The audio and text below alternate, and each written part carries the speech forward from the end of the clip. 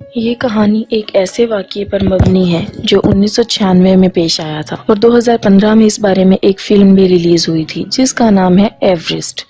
اس film میں بس سچائی کو دکھایا گیا ہے کہ اس دوران کیا ہوا تھا، کیسے انسان اپنی خواہشات کو پورا کرنے کے لیے اپنی جان کی بھی پرواہ تک نہیں کرتا۔ 1953 میں ایڈمنڈ ہلرے اینڈ تینزنگ نورگے پہلے دو ایسے انسان تھے جو پہلی بار ایوریسٹ پہ چڑھے۔ اس کے بعد بہت کم ایسے لوگ تھے جو ایوریسٹ پہ چڑھے، کیونکہ ایوریسٹ پہ چڑھنے کا مطلب موت ہے۔ پر 1992 میں روب ہال نام کے ایک آدمی نے اسے اپنا بزنس بنا لیا اور اس نے لوگوں کی ایوریسٹ پہ لے جانے کا کام شروع کر دیا، اور اگلے 4 سالوں میں وہ 19 لوگوں کو بنا کسی حادثے کے ایوریسٹ پہ لے گیا۔ سن 1996 میں روب ایک اور ٹیم کو ایوریسٹ پہ لے جانے کے لیے تیار ہوتا ہے۔ جانے سے پہلے روب کی بیوی بولتی ہے کہ جلدی واپس آنا، کیونکہ وہ پریگننٹ ہوتی ہے۔ روب بولتا ہے کہ مجھے آنے سے کوئی نہیں روک سکتا، اور وہ اپنے سفر پر آگے بڑھ جاتا ہے۔ تاریخ ہوتی ہے 30 مارچ 1996۔ بہت سارے مسافر نیپال پہنچتے ہیں۔ روب ہال کی کمپنی کا نام ہوتا ہے ایڈونچر کنسلٹنٹس، اور روب کی ٹیم کے ساتھ کئی لوگ ہوتے ہیں جس میں بیگ، ڈگ، جان اور بھی کئی لوگ ہوتے ہیں۔ کل ملا کر 13 لوگوں کی ٹیم ہوتی ہے۔ ان کا پورا سفر 40 دنوں کا ہے، اور انہیں 10 جون کی دوپہر تک ایوریسٹ کی شکر پر پہنچنا ہوتا ہے۔ کٹھمنڈو سے پوری ٹیم ہیلی کاپٹر پہ 9383 فٹ اونچائی پر لوکلا پر پہنچتی ہے۔ اس کے بعد وہ سب وہاں سے پیدل آگے جاتے ہیں اور 17006 فٹ کی اونچائی پر 20 کیمپ تک پہنچ جاتے ہیں۔ یہاں پر کئی ملکوں کے الگ الگ لوگ ہوتے ہیں جو سبھی الگ الگ کمپنی کے ساتھ ایوریسٹ پر چڑھنا چاہتے ہیں۔ 23 اپریل کو یہ پوری ٹیم 21300 فٹ کی اونچائی تک چڑھ جاتی ہے، اور یہاں آکسیجن کم ہو جاتی ہے۔ یہاں پر ایک کیمپ ہوتا ہے جہاں پہ یہ سب لوگ رکتے ہیں اور آکسیجن بھی لیتے ہیں۔ دراصل جو کمپنی انہیں ایوریسٹ پہ لے جا رہی ہوتی ہے، انہوں نے الگ الگ چوٹیوں پہ مسافروں کے لیے کیمپ لگائے ہوتے ہیں تاکہ انہیں آرام مل سکے۔ اب یہاں سے آگے کا سفر اتنا آسان نہیں ہے کیونکہ اب آکسیجن کم ہو رہی ہے۔ پہاڑ کی چڑھائی بالکل سیدھی ہوتی ہے۔ یہ وہ جگہ ہے جہاں پہ اب بادلوں کے ساتھ رہتے ہیں۔ یہاں پر سبھی مسافروں کی سیفٹی کے لیے سبھی کمپنیز نے مل کر رسیاں لگائی ہوتی ہیں تاکہ مسافر اوپر چڑھ سکیں، کیونکہ بنا رسیوں کے عام آدمی ایوریسٹ چڑھ نہیں سکتا۔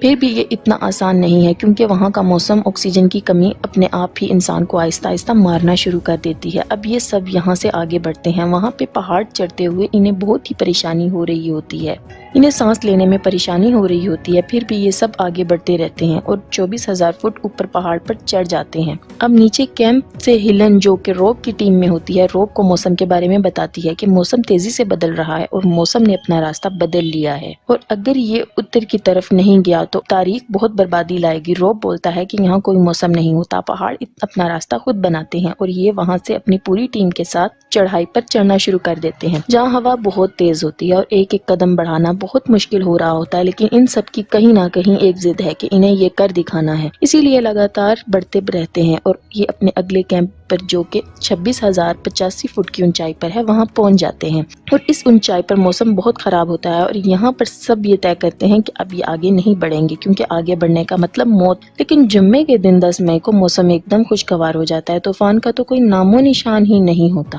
اور رات کو 12:30 بجے یہ سب اوپر چڑھنے کا فیصلہ کرتے ہیں، اور یہاں سے شکر پر پہنچنے کا راستہ 12 گھنٹے کا ہے، اور یہ سب اس امید سے آگے بڑھنا شروع کر دیتے ہیں کہ کچھ ہی گھنٹوں میں یہ اپنے خواب کو پورا کر لیں گے۔ اس کے بعد یہ 27600 کلومیٹر پر پہنچ جاتے ہیں۔ وقت ہوتا ہے صبح کے 4:39 کا۔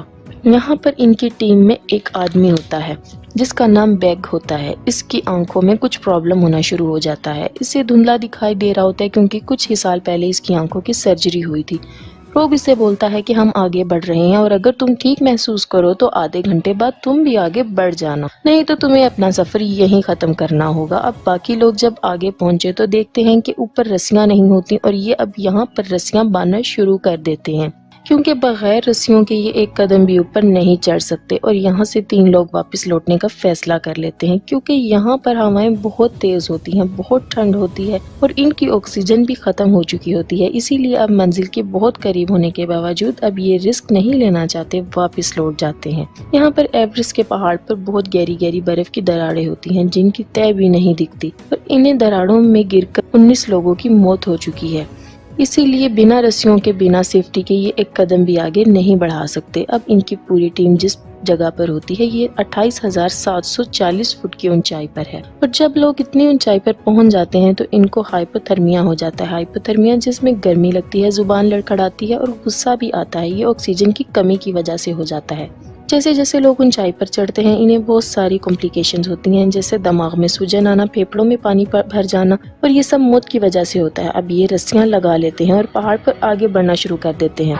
ان سب کی حالت خراب ہو چکی ہے، کسی کے اندر ہمت نہیں ہے، بس ایک جذبہ ہے جس کی وجہ سے سب آگے بڑھ رہے ہیں، اور دوپہر 1:14 پر یہ ایورسٹ کی چوٹی پر پہنچ جاتے ہیں۔ انہوں نے کر دکھایا ہوتا ہے جو کہ کرنا چاہتے ہیں۔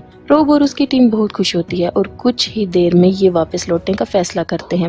پلان کے حساب سے انہیں 2 بجے تک واپس لوٹنا چاہیے، پر یہ سب لیٹ ہو جاتے ہیں اور پہاڑوں پر بادل منڈانا شروع ہو جاتے ہیں، اور ان سب سے سانس بھی نہیں لی جا رہی ہوتی کیونکہ سب کا آکسیجن ختم ہو چکا ہے۔ روب بتاتا ہے کہ آکسیجن ختم ہو چکا ہے، اور جتنے بھی یہ ایورسٹ کی چوٹی تک پہنچے ہیں اب یہ سب واپس لوٹنا شروع کر دیتے ہیں، اور یہ لوٹنا شروع بھی کرتے ہیں۔ ابھی تھوڑا سا نیچے ہی آئے ہوتے ہیں، تبھی وہاں پر انہیں کی ٹیم کا ایک آدمی جس کا نام ڈگ ہوتا ہے وہ آ رہا ہوتا ہے۔ روب اسے منع کرتا ہے، پر وہ کہتا ہے کہ اگر وہ آج اوپر نہیں گیا تو وہ دوبارہ کبھی نہیں آ پائے گا، اور روب اسے بڑی مشکل سے اوپر لے جاتا ہے۔ ڈگ کی حالت خراب ہوتی ہے، پر وہ ایورسٹ کی شکھر تک پہنچ جاتا ہے، اور جب وہ وہاں سے نیچے اترنا شروع کرتا ہے تو ڈگ کی حالت خراب ہو چکی ہوتی ہے۔ وہ لگ بھگ بے ہوشی کی حالت میں ہوتا ہے، اور اب دونوں اوپر پھنس چکے ہوتے ہیں۔ روب کی ٹیم روب کو واپس آنے کے لیے بولتی ہے، پر روب منع کر دیتا ہے۔ وہ بولتا ہے کہ میں ڈگ کو چھوڑ کر نہیں آؤں گا، یہ ایک انسانی زندگی کا سوال ہے، اور وہ رسیوں کے سہارے بڑی مشکل سے ڈگ کو نیچے اتارنے کی کوشش کرتا ہے۔ اور تبھی یہاں پر بہت زور سے طوفان شروع ہو جاتا ہے۔ روب ڈگ کو بہت مشکل سے ایک جگہ چھوڑ کر آکسیجن لینے کے لیے جا رہا ہوتا ہے، تو وہ ڈگ کو بولتا ہے کہ تم یہاں سے ہلنا مت، لیکن ڈگ کا دماغ پوری طرح سے سن ہو چکا ہے، اور ڈگ وہ بھی اس کے پیچھے آنے لگتا ہے۔ یہ بات روب کو نہیں معلوم ہوتی، اور ڈگ کھائی میں گر جاتا ہے اور اس کی موت ہو جاتی ہے۔ یہاں پر روب بھی بری طرح سے تھک چکا ہے اور وہ وہیں بیٹھ جاتا ہے، تبھی وہاں پر اس کا ایک ساتھی آ جاتا ہے جسے آکسیجن کا آدھا سلنڈر ملا ہوتا ہے، اور وہ روب کو آکسیجن دیتا ہے، اور وہ دونوں طوفان میں نیچے اترنا شروع کر دیتے ہیں۔ یہ کل ملا کر 13 لوگ ہوتے ہیں جو اوپر پھنسے ہوئے ہوتے ہیں، اور طوفان بڑھتا ہی جا رہا ہوتا ہے۔ اب یہ رات کے 3 بجے ہوتے ہیں، اور نیچے کیمپ سے انہیں بتایا جاتا ہے کہ ان کی مدد کے لیے لوگوں کو ان کے پاس بھیجا جا رہا ہے، پر وہ تبھی وہاں پر آ سکتے ہیں جب طوفان رکے گا، اور اوپر لوگ طوفان سے، ٹھنڈ سے اور آکسیجن کی کمی سے مر رہے ہوتے ہیں۔ اب صبح کے 5 بجے ہوتے ہیں، اور آج دن ہوتا ہے 11 مئی کا۔ روب کے ساتھ جو اس کا دوسرا ساتھی ہوتا ہے، ٹھنڈ اور تھکان کی وجہ سے اونچائی پر اس کا دماغ کام کرنا بند کر دیتا ہے، اور جب روب خود بے ہوشی کی حالت میں ہوتا ہے تو اس کا ساتھی اپنی جیکٹ اتار دیتا ہے اور بولتا ہے کہ بہت گرمی ہو رہی ہے، اور پہاڑ سے نیچے سلائیڈ کر جاتا ہے۔ اب تک ان کا کیمپ سے پوری طرح سے رابطہ ٹوٹ چکا ہے، اور جب طوفان بند ہو جاتا ہے تبھی روب کا کال آتا ہے، اور وہ کہتا ہے کہ میں ہل بھی نہیں پا رہا ہوں کیونکہ اس کے ہاتھ پاؤں جم چکے ہیں۔ وہ انہیں بتاتا ہے کہ مجھے مدد چاہیے اور میرا ساتھی مر چکا ہے۔ لوگ روب کو بولتے ہیں کہ تمہیں کسی بھی طرح نیچے آنا ہوگا کیونکہ وہاں پر اوپر ابھی بھی بہت تیز ہوائیں ہوتی ہیں، پر روب بولتا ہے کہ میں نہیں آ پاؤں گا، اور اس کے بعد ان کا کنیکشن کٹ جاتا ہے۔ اب نیچے ان کی ٹیم بولتی ہے کہ روب کی وائف کو کال لگاؤ اور اس کا فون سیٹیلائٹ فون کے پاس رکھو، اسے اپنی وائف کی آواز سن کر ہمت ملے گی، اور وہ ایسے ہی کرتے ہیں۔ وہ روب اور اس کی وائف کی بات کرواتے ہیں۔ روب کی وائف بولتی ہے کہ تمہیں چلتے رہنا ہوگا، کچھ ہی دیر میں دھوپ نکل آئے گی، بس تم کسی بھی طرح سے نیچے آ جاؤ۔ روب کو وہاں پر بہت دقت ہو رہی ہوتی ہے کیونکہ وہاں پر ہوائیں بہت تیز ہوتی ہیں اور بنا آکسیجن کے سانس لینے میں کافی تکلیف بھی ہو رہی ہوتی ہے۔ روب بولتا ہے کہ میرے ہاتھ پاؤں جم چکے ہیں، اور اس کی بیوی بولتی ہے کہ تمہیں چلنا ہوگا، بلڈ سرکولیٹ ہوگا، تمہیں رکنا نہیں چاہیے، اور اس کے بعد روب وہاں سے اٹھنے کی کوشش کرتا ہے، اور جو لوگ روب کو اوپر بچانے گئے ہوتے ہیں وہ اوپر نہیں جا پاتے کیونکہ وہاں پر ہوائیں بہت تیز ہوتی ہیں اور انہیں واپس لوٹنا پڑتا ہے۔ روب کو بتایا جاتا ہے کہ جو لوگ تمہاری مدد کے لیے آ رہے تھے وہ تیز ہواؤں کی وجہ سے واپس لوٹ چکے ہیں۔ روب بولتا ہے کہ مجھے ایک اور رات یہاں پہ رکنا پڑے گا کیونکہ وہ اکیلا وہاں سے نہیں نکل سکتا۔ وہیں روب کی وائف کو بہت پریشانی ہوتی ہے اور وہ بولتی ہے کہ مجھے روب سے بات کرنی ہے۔ وہ روب سے بولتی ہے کہ تمہیں گھر آنا ہوگا، میں تمہارا انتظار کر رہی ہوں۔ روب اپنی وائف کو بولتا ہے کہ میں سارا سے نہیں مل پاؤں گا۔ اس کی وائف کے پیٹ میں جو بچہ ہوتا ہے وہ ایک لڑکی ہوتی ہے اور روب نے پہلے اس کا نام سارا رکھ دیا ہوتا ہے۔ روب بولتا ہے کہ مجھے معاف کر دینا، میں اس سے نہیں مل پاؤں گا کیونکہ روب سمجھ جاتا ہے کہ وہ یہاں سے نہیں نکل سکتا اور یہ اس کا آخری وقت ہے۔ روب کی وائف بولتی ہے کہ ایسا مت کہو، تم ایسے ہار نہیں مان سکتے۔ روب بولتا ہے کہ میں تمہیں بہت پیار کرتا ہوں، تم اپنا خیال رکھنا، اور اس کے بعد ان کا ڈسکنیکٹ ہو جاتا ہے۔